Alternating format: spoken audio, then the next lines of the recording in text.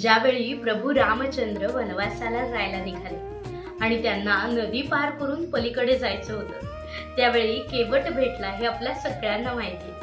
पण असं सांगतात त्या होडीमध्ये केवटाचा आणि प्रभूंचा संवाद काय असावा. केवट श्री रामप्रभूंना सांगतोय की तुमची आणि माझी जात एक आहे. लक्ष्मणजी अत्यंत क्रोधाने म्हणतात की आम्ही क्षत्रिय आहे आणि तू केवट आहेस, तुझी आणि आमची जात सारखी कशी असेल.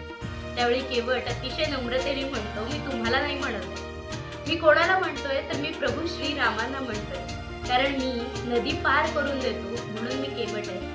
तर प्रभू श्रीरामचंद्र सबंध आयुष्य पार करून देतात. त्यांचं नामस्मरण केलं तरीही आयुष्याचं सार्थक होतं. म्हणून सांगतो, माझी आणि त्यांची जात एक आहे. जसं केवटाने स्वतःमध्ये प्रभू श्रीरामांना पाहिलं, त्याच्या कर्माला पाहिलं, तसंच तुम्हा आम्हात सुद्धा राम आहे बरं. आणि आपल्या कर्मामध्ये ज्यावेळी राम दिसायला लागेल तत्क्षणी रामराया आपल्याला प्रसन्न झाल्याशिवाय राहणार नाही.